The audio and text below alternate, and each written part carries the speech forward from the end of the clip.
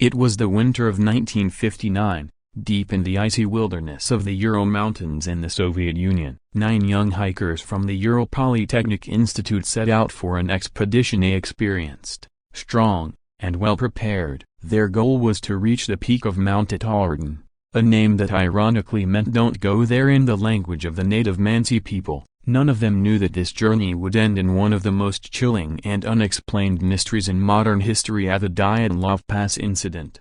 The group was led by Igor Dyatlov, a skilled and respected mountaineer. Along with him were 8 friends, men and women in their early 20s, each passionate about adventure and exploration. They carried all the right equipment: cameras, diaries, food, and warm clothing. Everything seemed normal, routine even. But what was found weeks later would shock the world and baffle investigators for decades. On January 27, 1959, the group began their trek from Vsai, the last inhabited settlement before the mountains. They sang songs, took photographs, and wrote cheerful notes in their journals. Their entries were full of humor and optimism. Yet, as they ascended into the frozen landscape, the weather turned vicious. Snowstorms, -30-degree temperatures, and strong winds slowed their progress. By February 1, they had reached the slopes of Kalatsakle, which meant Mountain of the Dead. They pitched their tent on the side of the mountain, far from the safety of the forest. It was an odd decision, even for seasoned hikers. Perhaps they didn't want to lose altitude, or maybe visibility was poor. Whatever the reason, that night became their last. When the hikers failed to return, rescue teams were sent out. Weeks passed before they discovered the campsite, and what they found made no sense. The tent was still standing but badly torn open from the inside. Their belongings, boots, jackets, even food, were all neatly arranged inside, untouched. But there was no sign of the hikers. Then, the searchers followed footprints in the snow, barefoot footprints, leading away from the tent. Imagine that in temperatures colder than -20 degrees. They had run into the night without shoes, without coats, as if escaping something unseen. The first 2 bodies were found near a forest line, about 1.5 kilometers away. They were barefoot, dressed only in their underwear, lying beside the remnants of a small campfire. The branches of the nearby tree were broken high above the ground, as if someone had desperately tried to climb it to look back at the tent or to escape from something below.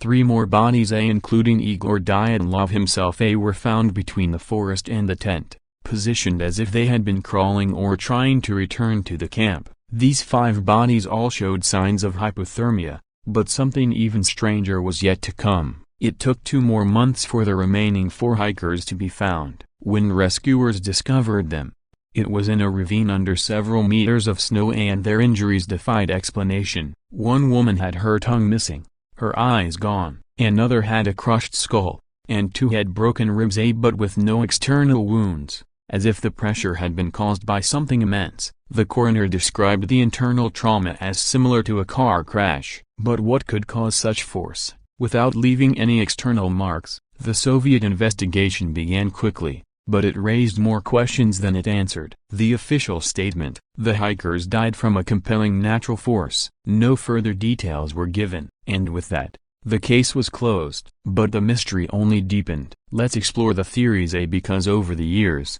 there have been many. One theory suggests an avalanche. Perhaps the hikers heard a rumbling in the night, panicked, and fled from the tent, cutting their way out in terror. But rescuers found no real evidence of an avalanche. The slope was too shallow, and the tent was still partially visible above the snow. Another theory blames infrasound, low-frequency sound waves generated by strong winds that can cause panic, confusion, and fear in humans. If the hikers were exposed to this phenomenon, it might explain their irrational behavior. They could have fled the tent thinking danger was near, only to freeze to death. Some suggest a military experiment gone wrong. In 1959, the Soviet Union was conducting secret weapon tests in remote areas. Locals reported seeing strange orange orbs in the sky during that same period. Could the hikers have witnessed something they weren't supposed to see? Radiation was indeed found on some of their clothes, small traces,